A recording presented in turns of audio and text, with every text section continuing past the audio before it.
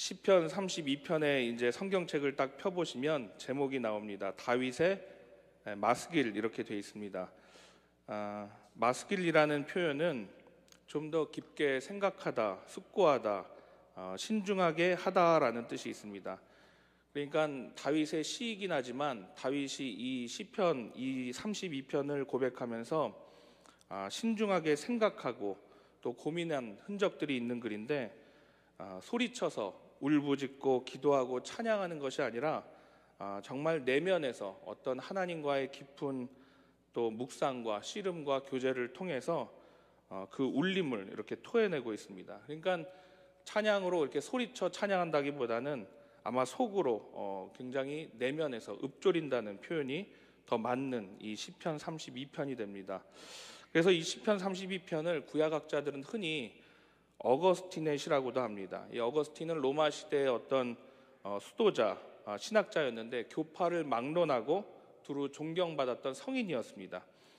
많은 신학자들이 그의 저서와 말들을 인용하고 많은 가르침을 받아왔습니다. 그런데 이 어거스틴의 시라고 하는 것은 그만큼 어거스틴이 좋아하고 살아생전에 인용하고 또 많이 읽었던 또 말씀으로 알고 계시면 좋을 것 같습니다.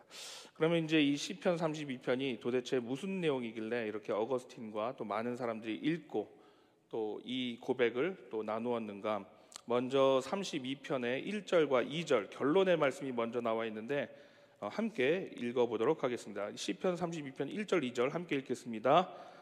허물의 사함을 받고 자신의 죄가 가려진 자는 복이 있도다.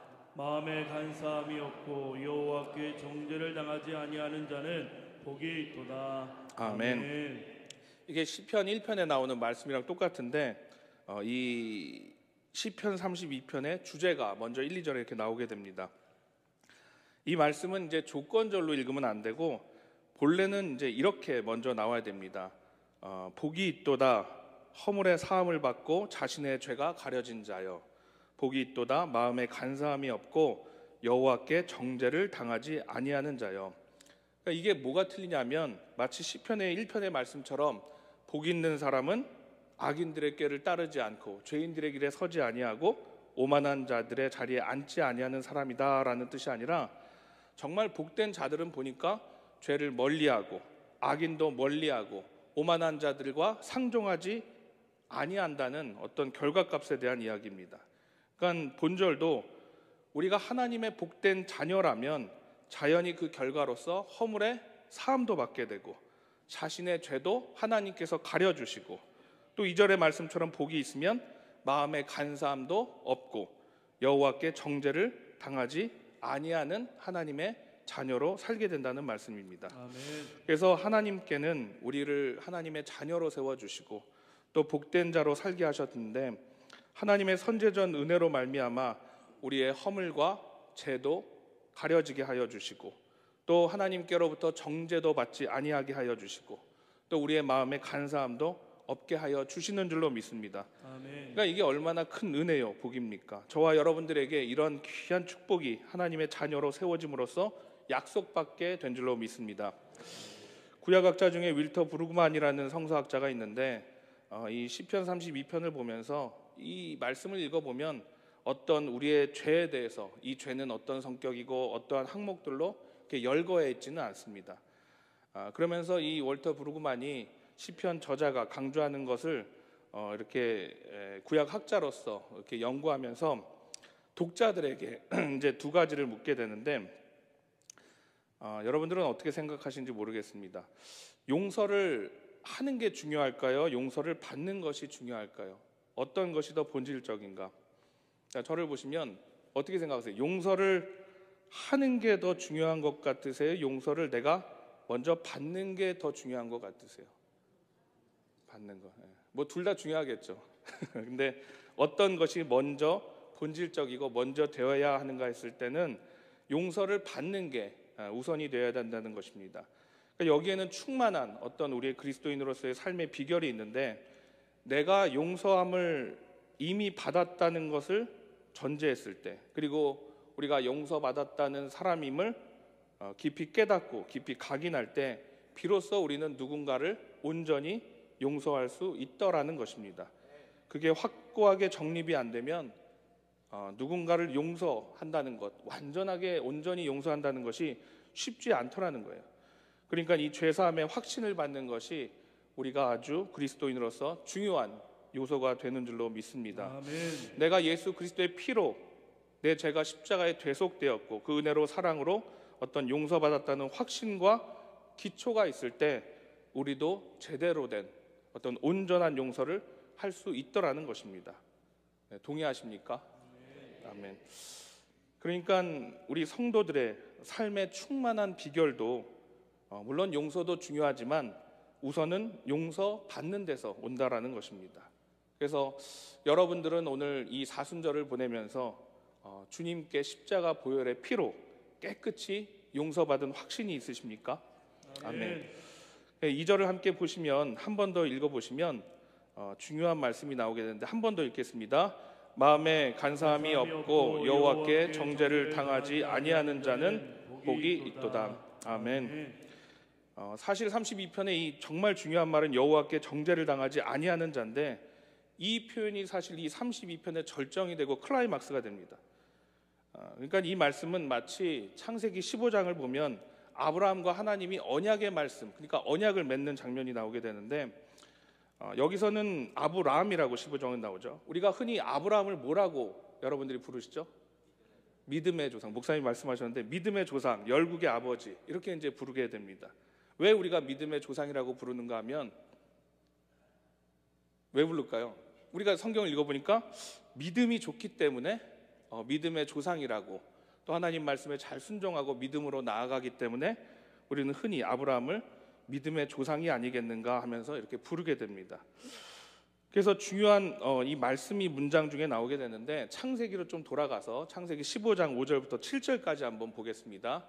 네, 나오나요? 함께 읽겠습니다. 시작. 그를 이끌고 밖으로 나가 이르시되 하늘을 우러러 묵별을 셀 수 있나 보라. 또 그에게 이르시되 내 자손이 이와 같으리라.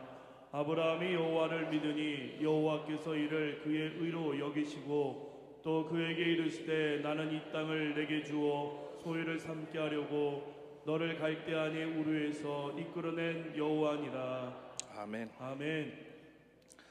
여호와 하나님이 아브라함과 언약 약속하시면서 6절에 아주 중요한 말씀을 남기시는데 다시 보시면 아브라함이 여호와를 믿으니 여호와께서 이를 그의 의로 여기시고라는 말씀이 나옵니다. 그러니까 이 말씀이 뭐와 같으냐면 아까 읽었던 여호와께 정죄를 당하지 아니하는 자와 병행꼴을 이룹니다. 그러니까 뜻은 다르지만 결국 같은 말이라는 거예요. 저를 보시면 저와 여러분들이 어떠세요? 죄인입니까? 의인입니까? 네. 우리가 의인까지는 아니지만 사실 생각해 보면 틀림없는 죄인일 때가 많이 있는 것 같아요. 네. 여러분들 한번 옆에 분들 옆구리 쿡 찔러 보면서 물어보세요. 저는 어떻습니까? 저는 죄인입니까? 의인입니까? 물어보시면 저도 생각해 보면 의인으로 살고 싶지만 죄인으로 살 때가 많이 있더라고요. 사실 우리의 인생 가운데 많은 죄를 따져보지만 그 죄를 하나님께서 다 물으신다면 우리는 분명히 죄에 대한 심판을 받아야 되고 또 죄에 대한 물음도 받아야 되고 또 때로는 징계도 받고 정죄를 받을 만한 죄인으로 살아갈 때가 많이 있습니다. 오늘 여기에 보면 사실 아브라함도 어떻게 보면 죄인이었죠. 그런데 그가 하나님을 믿고 따르자 하나님이 그의 의로운 행동으로 인해서 차근차근 그를 믿음의 사람으로 세워주시는 그러한 과정들을 보게 됩니다. 그러니까 아브라함의 믿음이 좋아서가 아니라 믿음이 어떻게 하나님의 전적인 선물이요 은혜일 수밖에 없는지 이 성경 전체를 통틀어서 가장 잘 표현한 인물이 누구라는 거예요? 아브라함이라는 거예요. 그래서 아브라함이 믿음의 조상이 된 줄로 믿습니다. 그러니까 끊임없이 하나님은 아브라함의 인생을 추적하시고 도우시고 함께하시고 그래서 아브라함에게 이 생겨진 이 생성된 이 믿음이 하나님의 끊임없는 아브라함을 통한 설득의 작업의 결과물이 됩니다. 그러니까 결국 그 이 믿음, 아브라함에게 주신 믿음은 누가 주신 거예요? 하나님이 주신 거예요. 그러니까 아브라함에게서 그냥 나온 것이 아니라 하나님이 그 믿음을 주시고 그것을 의로 여길 만한 은혜를 더하여 주신 줄로 믿습니다. 아멘. 우리도 죄인이지만 먼저는 그러한 용서와 은혜와 사랑을 먼저 받은 줄로 믿습니다. 그래서 십자가에 못 박힌 예수 그리스도의 대속의 은혜로 정말 나를 위해서 죽으신 어떤 휴머니즘이 있어서가 아니라 그냥 나를 사랑하여 주셔서 어떤 이유도 없이 어떤 값도 없이 그냥 은혜로 나를 대신해서 죽으신 줄로 믿습니다. 아멘. 32장 3절과 7절부터를 이제 쭉 읽게 되면 내가 얼마나 그동안 정말 죄사함으로 살았는가, 내가 죄사함으로 인해서 자유를 누리고 살지 못했을 때 나의 모습들을 이제 회상하는 장면들이 나오게 됩니다. 그 돌아보는 게 참 어때요? 고통스럽겠죠. 내가 과거에 어떠했는가, 나는 자유로움도 없었고 용서함을 받지 못할 때 나의 삶은 어떠했는가. 3절을 먼저 보면 내가 입을 열지 아니할 때 종일 신음함으로 내 뼈가 쇠하였도다 그래요. 그러니까 뼈가 쇠할 정도로 종일 신음하고 아파합니다. 그리고 4절을 함께 읽어보면 함께 읽겠습니다. 주의 손이 주야로 나를 누르시오니 내 진액이 빠져서 여름 가물에 마름같이 되었나이다. 아멘. 주님이 나를 대신해서 토해내게 하시는 거예요. 나를 누르셔서 내 진액이 다할 때까지, 마치 여름 가뭄철에 삐쩍 말라버릴 때까지 하나님이 나를 누르셔서 그 죄를 토해내게 하시죠. 셀라가 뒤에 나오는데 사실 이 시편을 간혹 읽다 보면, 성경 읽다 보면 셀라라는 표현이 나오죠. 이게 여러 학자들의 설이 있는데 그냥 음악 부호라고 보시면 됩니다. 쉼표, 잠시 쉬어가는 거죠. 그래서 이 시도 사실은 많이 공동체가 애송하고 애찬하고 또 함께 읽었을 때 낭독했을 가능성이 큽니다. 그러니까 이 3절, 4절을 다윗이 마스길, 깊이 신중하게 묵상하고 또 주님께 고백하면서 말을 이어나가다가 더 이상 고백할 수가 없는 거예요. 왜냐하면 내 감정이 복받치고 정말 말을 이어나가려다가 내 마음을 조금 진정시키기 위해서 잠시 쉬었기 때문에 여기 셀라가 이제 이렇게 붙은 겁니다. 그리고 아마 조금 진정이 되고 회복이 되었을 때 이제 5절의 말씀을 이제 고백하게 됩니다.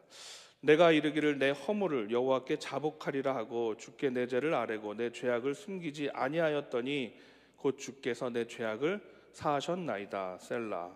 6절을 함께 읽겠습니다. 이로 말미암아 모든 경건한 자는 주를 만날 기회를 얻어서 주께 기도할지라 진실로 홍수가 범람할지라도 그에게 미치지 못하리이다. 아멘. 6절에 보면 주를 만날 기회를 얻어서 그래요. 그러니까 기회를 만들어 주신다는 거죠. 하나님께서는 용서받을 수 있는 기회, 하나님의 귀한 자녀로 살아갈 수 있는 많은 기회를 우리에게 주시지만 늘 우리는 스킵하고 넘어가려고 하는 때가 많이 있게 됩니다. 내가 정말 구원받았다는 것은 무엇이냐면 하나님과 함께 있기를 즐거워하는 어떤 생리적 상태로 바뀐다는 거예요. 그러니까 진짜 구원받은 자는 죄악에 머물거나 함께 할 수 없다는 것입니다. 그런데 우리는 때때로 보면 고집스럽게 어떤 정말 당나귀처럼 짐승처럼 토한 것을 다시 주워 먹고 내가 넘어진 곳을 다시 가서 다시 구르고 한다는 것은 우리가 정말 구원받은 자인가를 한번 의심해 볼 필요가 있다는 것입니다. 그래서 7절에 보시면 주는 나의 은신처 이오니 환난에서 나를 보호하시고 구원의 노래로 나를 두루시이다. 그러니까 이 다윗이 얼마나 그 죄악 가운데 이제는 하나님의 자녀로서 용서받은 자로서 살게 되었는데 이 자유함, 주님이 나를 어떻게 이끄시고 보호하시고 그것이 얼마나 좋은 은신처인지를 함께하는 그곳이 천국임을 하나님을 찬양하며 노래하고 있는 줄로 믿습니다. 그래서 우리 기독교는 어떤 생각의 사유, 우리 어떤 심리적 상태만을 이야기하지 않습니다.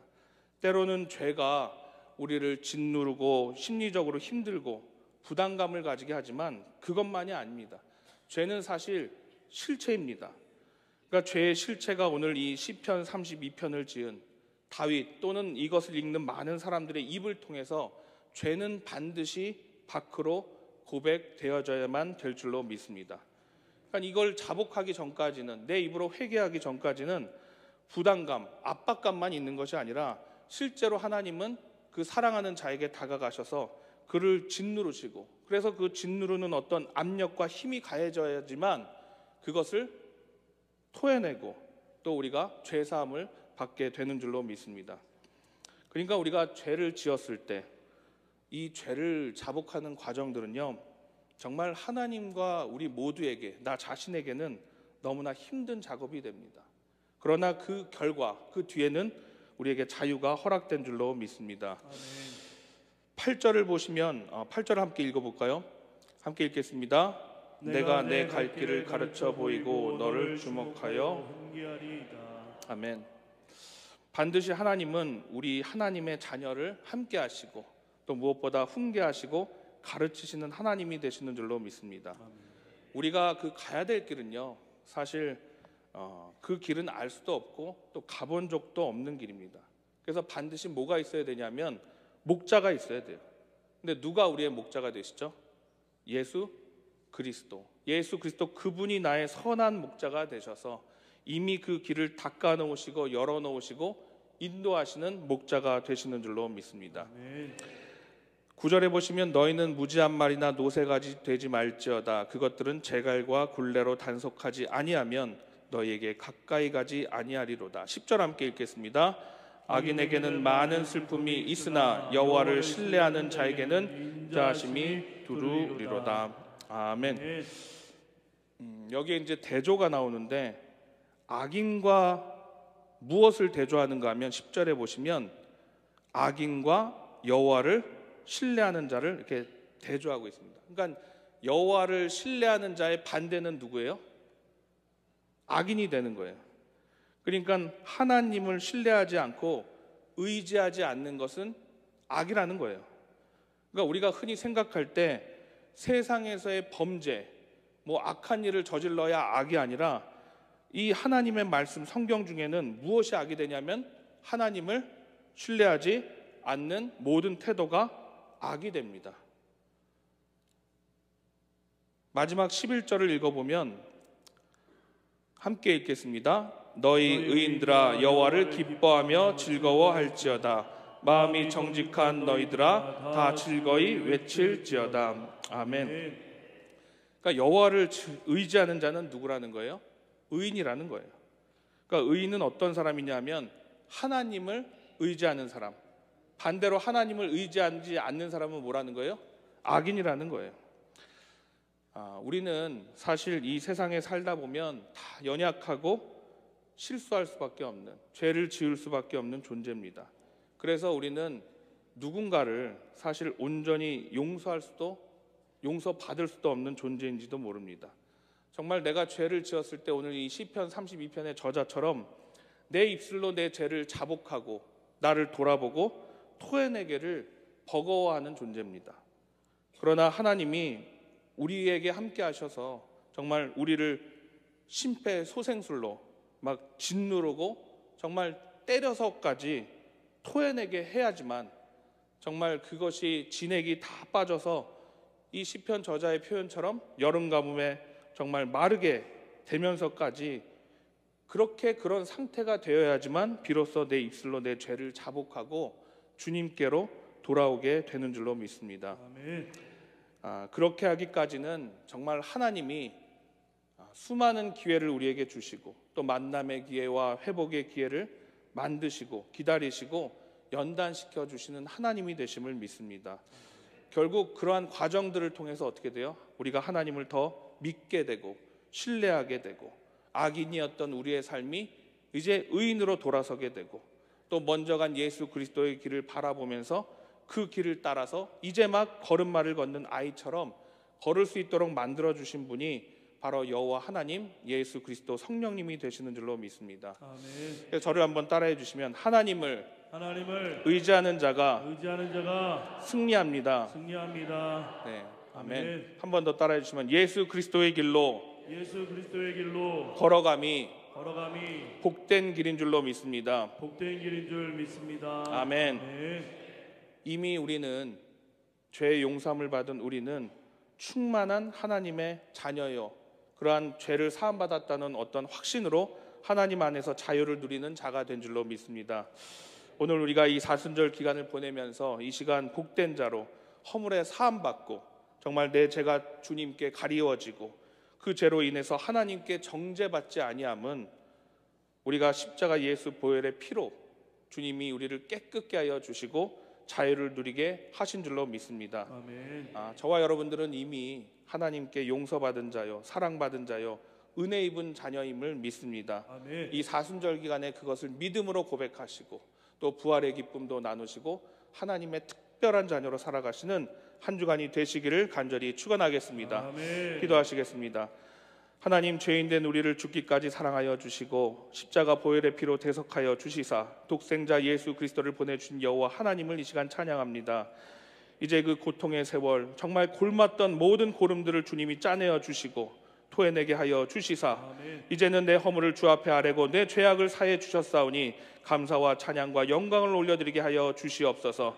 이제는 여호와 하나님의 당당한 자녀가 되었음을 믿음으로 선포하게 하여 주시고 예수 그리스도 주의 길을 따라 함께 걸어가는 하나님의 자녀가 되게 하여 주시옵소서. 선한 목자 되신 우리 주님이 오늘도 우리를 인도하여 주시사 기뻐하고 즐거워하며 날마다 주를 찬송하며 믿음으로 나아가게 하시니 감사를 드립니다. 아멘. 우리 모든 승리의 모든 성도들과 그 가정과 자녀와 또 잃어버린 영혼들, 이 지역에 사는 모든 이들이 모든 믿음의 행위들 위해 함께하여 주셔서 주님의 귀한 열매 맺는 복된 자녀로 살아갈 수 있도록 주여 인도하여 주시옵소서. 아멘. 이 모든 말씀 예수님의 이름으로 간절히 축복하며 기도하옵나이다. 아멘. 아멘.